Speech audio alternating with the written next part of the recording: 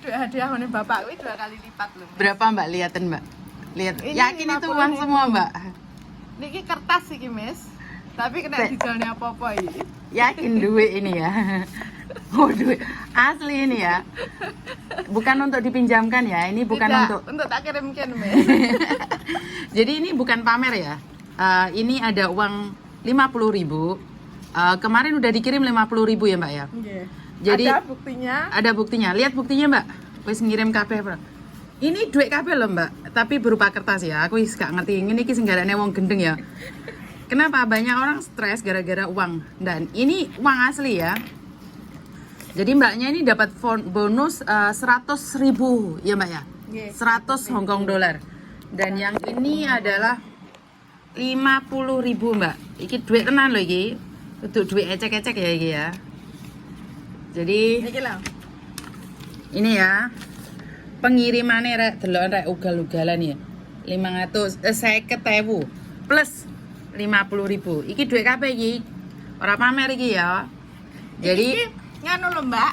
Bikin jenengan semua semangat, jangan putus asa jadi orang baik dan selalu menjadi orang yang baik.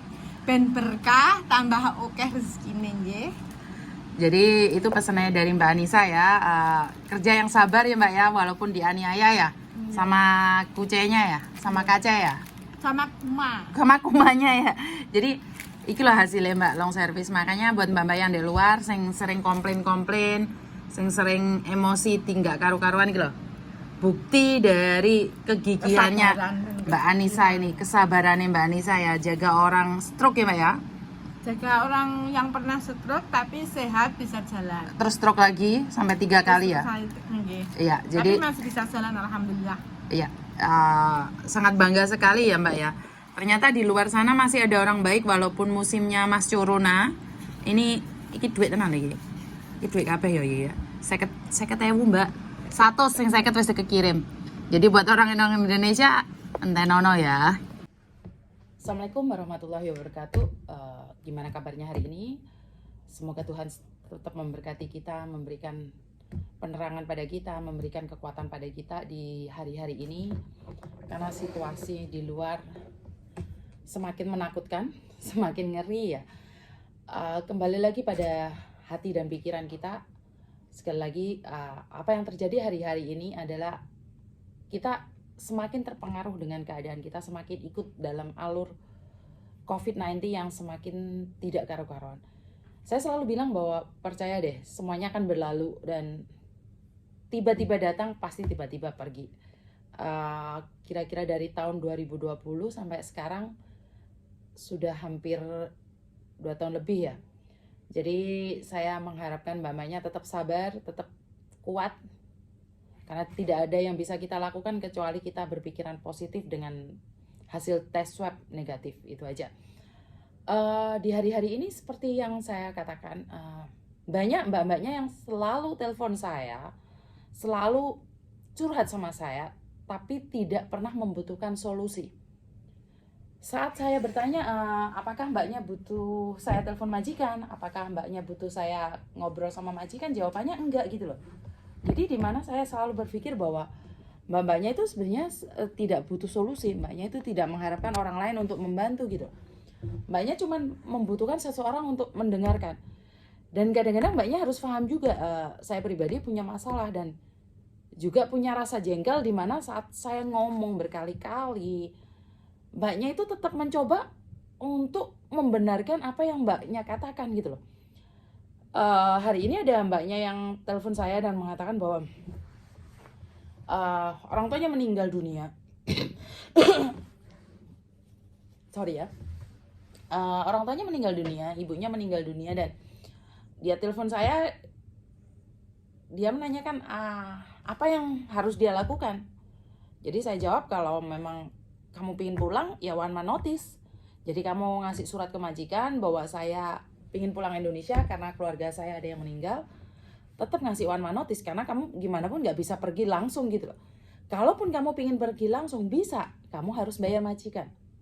Jadi mbaknya baru kerja beberapa bulan dapat kabar dari Indonesia kalau orang tuanya meninggal. Jadi tapi dia bilang, gimana caranya, Cek? Saya takut majikan marah, saya takut proses saya dipersulit, saya takut ini, saya takut itu. Terus saya nanya sama mbaknya udah ngomong belum sama majikan? Belum. Terus apa yang kamu takutkan? Apa yang kamu risaukan? Apa yang kamu khawatirkan? Iya, takutnya dimarahin, Cah. Ngomong aja belum, gimana tahu kalau kamu dimarahin? Jadi di sini banyak sekali mbak-mbaknya yang berpikir ketakutan dengan diri sendiri, ketakutan dengan keadaan, ketakutan dengan sesuatu yang mbaknya nggak tahu gitu loh. Padahal itu tidak pernah terjadi. Siapa tahu kamu ngomong sama majikan, ternyata majikan, oh ya karena ibu meninggal ya udah pulang aja, nggak usah kasih one man notice, oh kamu boleh sekarang pulang. Oh ya udah nggak apa-apa, tunggu one man notice atau tunggu Cece baru datang kamu pulang. Jadi rasa ketakutan itu sepertinya lebih menguasai mbaknya dan membuatnya mbak itu pikirannya buntu gitu loh. Mbaknya tuh nggak bisa berpikir lebih baik lagi, mbaknya nggak bisa punya pikiran yang lebih ke depan lagi gitu loh. Jadi mbaknya mikirnya wes mentok gitu loh, wes dimarahin. Kalaupun dimarahin, bener dimarahin, solusinya apa? Ya solusinya kamu ngebreak, karena nggak ada majikan yang bisa melarang kamu ngebreak, dan nggak ada Cece yang bisa melarang majikan nginterminate. Jadi dalam undang-undang sudah dikatakan one man notice atau one man salary pay. Jadi nggak ada yang salah di sini. Mbak-mbaknya tuh kebanyakan butuh pembenaran aja, apa yang dia takutkan, apa yang dia risaukan itu dibenarkan oleh saya sebagai agent. Ini satu kasus yang ketakutan majikannya marah kalau dia ngebreak. Ini yang satu. Yang kedua, mbaknya mengatakan kepada saya bahwa dia nggak dikasih makan.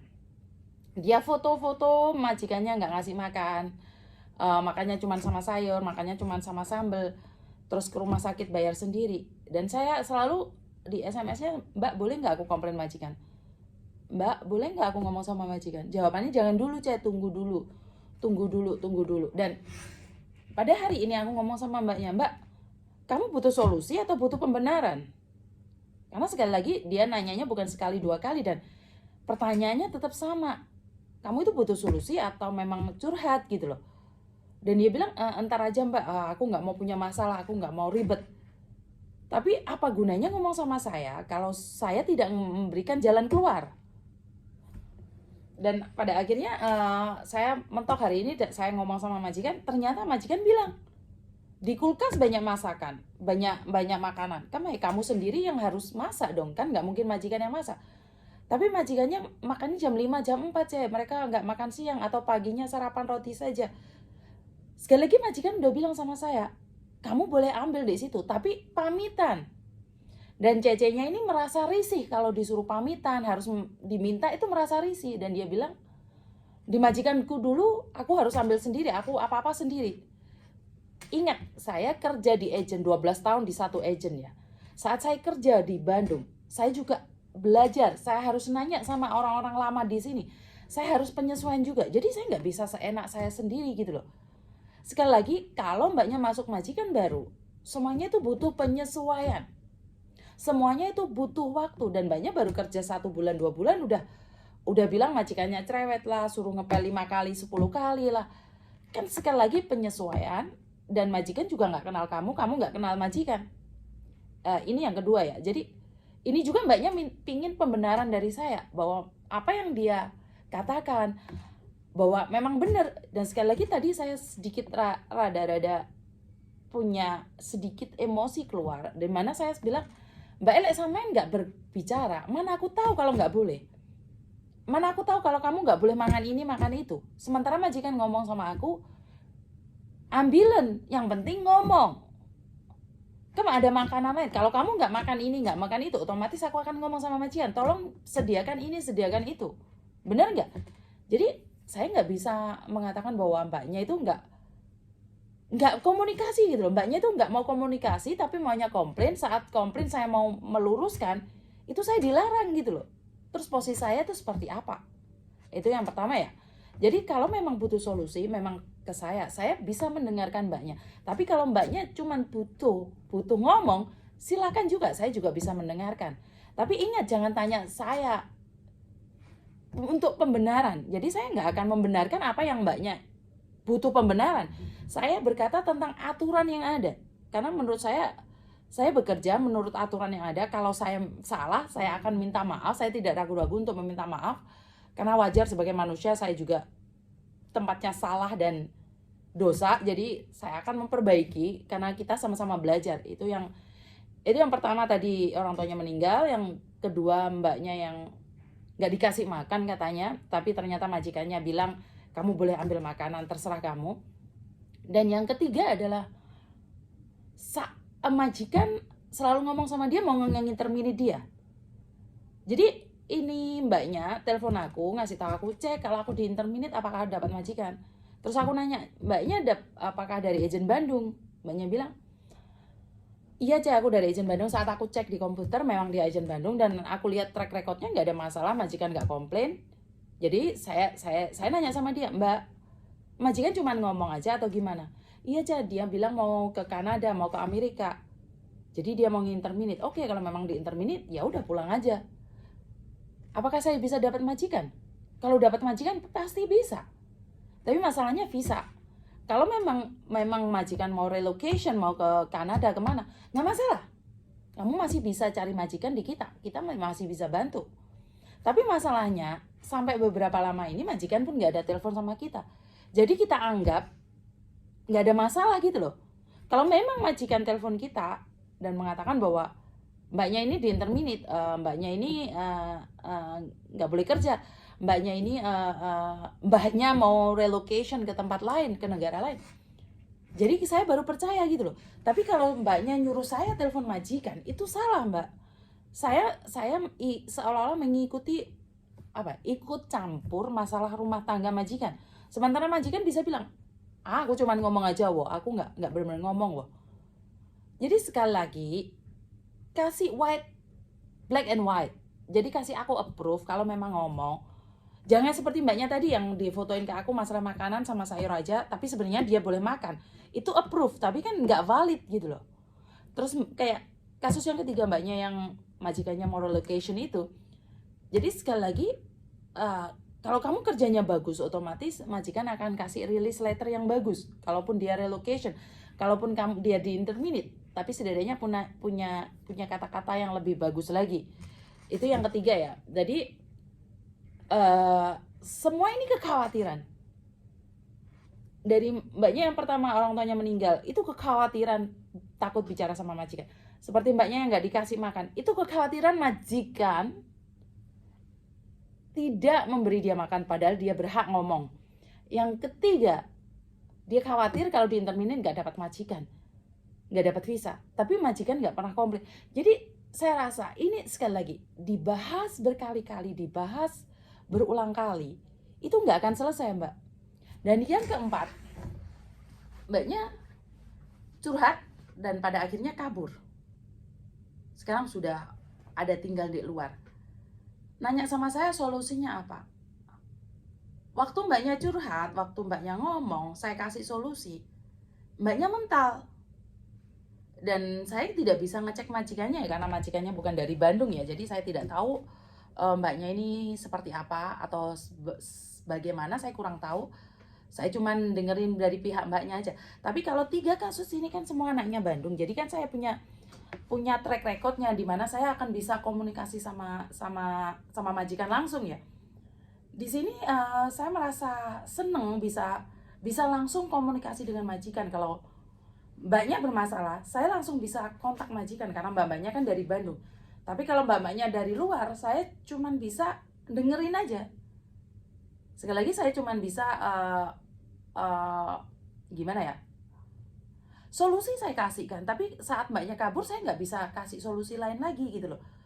Karena mbaknya mengambil keputusan untuk lari. Jadi paham kan, saat kita lari itu kita itu nggak bisa kembali lagi mbak. Jadi ambil keputusan itu hak kalian untuk menentukan. Cuman kalau udah kabur solusinya kemana coba? Solusinya anak-anak pasti yang di luar sana ngasih solusi untuk jadi paperan. Sementara mbaknya harus berpikir ulang untuk jadi paperan. Kita menggadaikan kewarganegaraan kita ya. Sebenarnya nggak ada masalah sih, hak-hak saja. Itu pribadi, lepas pribadi, karena mungkin mbaknya nggak pingin kerja terikat atau karena mbaknya masih ada kebutuhan lain, dimana kalau mbaknya ngebreak terus nggak dapat visa itu juga sama aja, itu keputusan pribadi, lepas pribadi ya. Jadi di sini saya cuma pingin bilang yang mbaknya anaknya Bandung saya masih bisa bantu, tapi yang buat anaknya bukan Bandung saya tetap bisa bantu, cuman sekedar saja itu kelebihan dan kekurangannya. Dan yang satu lagi, saya cuman punya prinsip, kita itu terbagi 3 ya mbak ya, kita itu terbagi dari 3 kelompok. Yang satu the quitter, dimana dia putus asa, seperti mbaknya yang keempat yang kabur itu, dia tuh belum apa-apa udah menentukan langkah di mana dia harus pergi. Jadi dia udah tidak mau challenge, dia itu merasa ketakutan sendiri dan dia tidak punya jalan karena dia memilih untuk lari dari masalah. Jadi saya rasa itu the quitter. Jadi yang kedua adalah orang yang berani mencoba. Berani mencoba adalah dari mbaknya 1, 2, 3 tadi yang saya bilang bahwa yang pertama orang tuanya meninggal, yang kedua nggak dikasih makan, yang ketiga majikan relocation. Itu kalian harus mencoba. Dan kalau kalian tidak mencoba, dari mana kalian tahu semuanya itu baik-baik aja? Jadi kalau kita mencoba, kita punya 2 pilihan ya mbak ya. Gila, kamu berani, ada 2 di mana kamu akan gagal atau menang. Kalau yang mbaknya yang keempat kabur itu kan udah tahu gagal, karena dia tidak pernah mencoba. Dia nggak ngomong baik-baik sama majikan, dia kabur. Itu jawabannya adalah gagal. Dia tidak akan pernah bisa menang karena dia udah kabur. Tapi buat mbak-mbaknya yang pertama, kedua, ketiga, mencoba komunikasi. Jadi ada kemungkinan lebih baik lagi atau di intermediate. Jadi saat saya berbicara itu ada 2 pilihan. Mbaknya saya harus siap 2 pilihan. Majikan lebih baik lagi atau di intermediate. Begitu juga kalau mbaknya ngomong sendiri, majikan lebih baik lagi atau mbaknya disuruh pergi. Itu kemungkinan, tapi setidaknya mbaknya kan punya kemungkinan. Mbaknya punya harapan. Setidaknya mbaknya pernah mencoba, kalaupun gagal pada akhirnya mbaknya pernah mencoba. Dan yang ketiga menurut saya adalah the winner. Jadi apapun situasinya, kayak mbaknya yang nomor 1, kedua, ketiga, the winner adalah tetap berpegang teguh, aku harus sukses. Apapun itu alasannya, aku harus tetap jalan. Jadi menurutku itu adalah the winner. Jadi pemenangnya adalah orang-orang yang gigih berusaha dalam kendala apapun. Jadi apapun yang terjadi, saya harus bisa, saya harus sukses, saya harus mampu. Jadi banyak orang sebelum perang yuk kalah. Banyak orang belum mencoba udah gak apa-apa wes lah, aku wes kayak ngene uripku ya wes piye meneh. Jadi ya udah gagal. Tapi kalau mbaknya masih punya harapan yang besar, mbaknya tetap akan berusaha tegar di situ. Menurut saya, karena saya sendiri kemarin kena COVID ya, dan sehari ini saya sudah di kantor, saya ingin mengatakan bahwa sakit itu dari hati, dari otak kita sendiri ke hati, ke saluran tubuh. Jadi kalau otak kita mengatakan bahwa kita sakit, hati kita juga sakit, tubuh kita juga sakit. Jadi satu aliran semuanya sakit.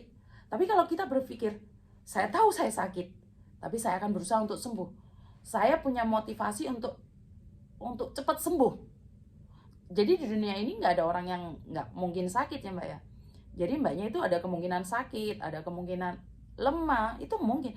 Tapi bukan berarti sakit dia buat ambruk, bodoh amat.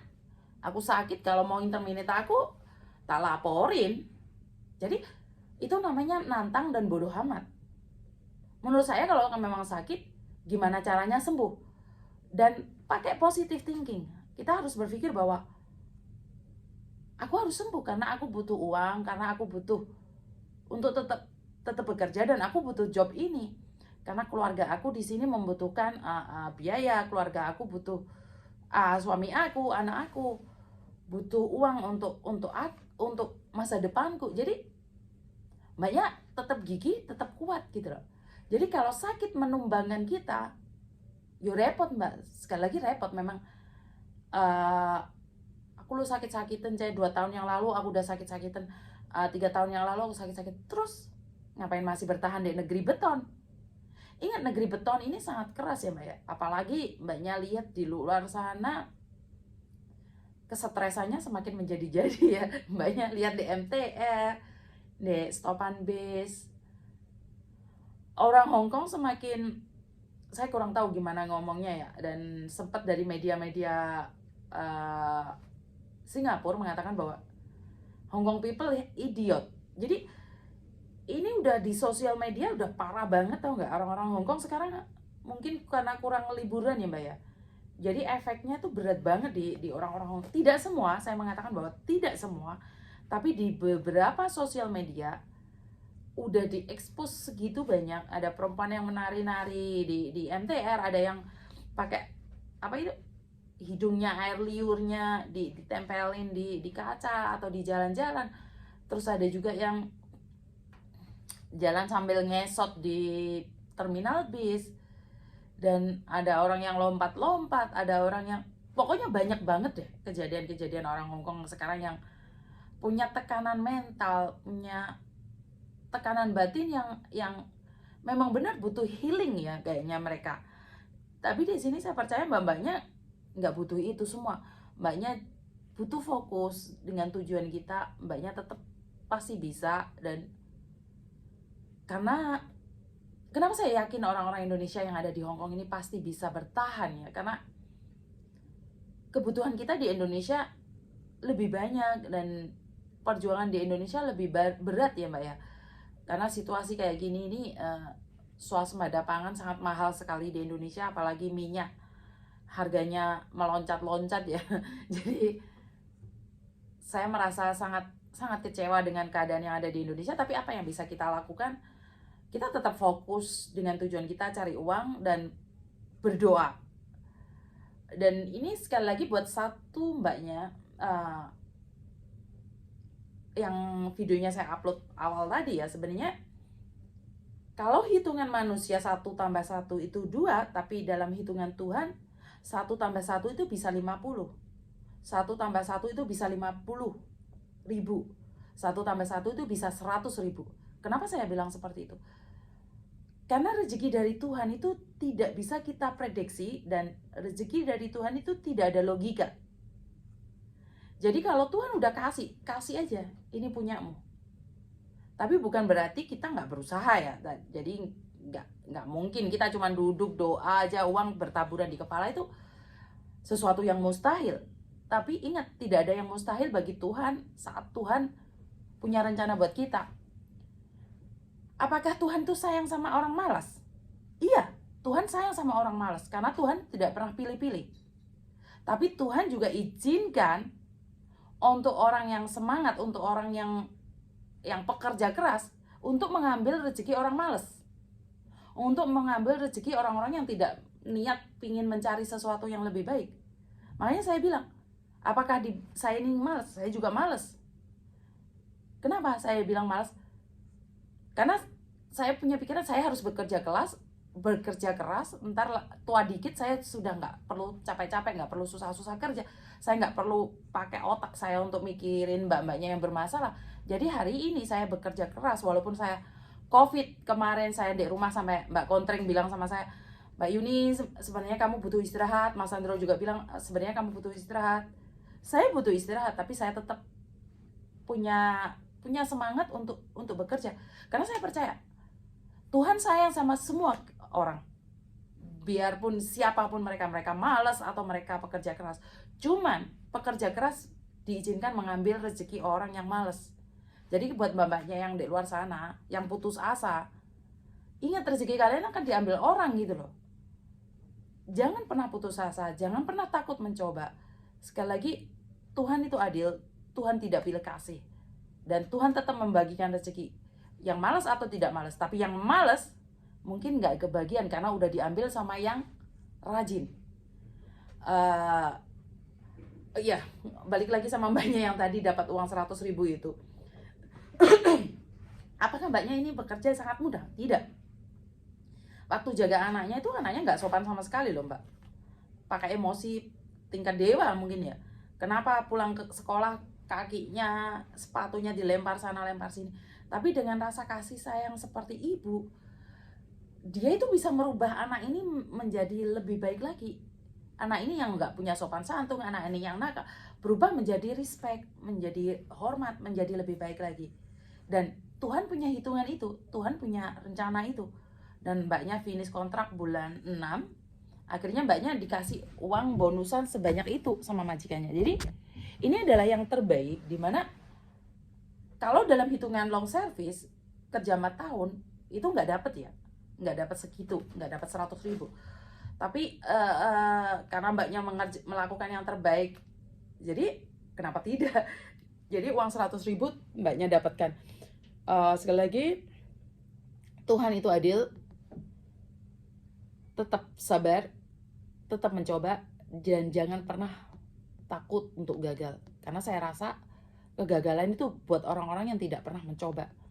Itu aja pesan dari saya. Wassalamualaikum warahmatullahi wabarakatuh. Ada kurang lebihnya saya minta maaf.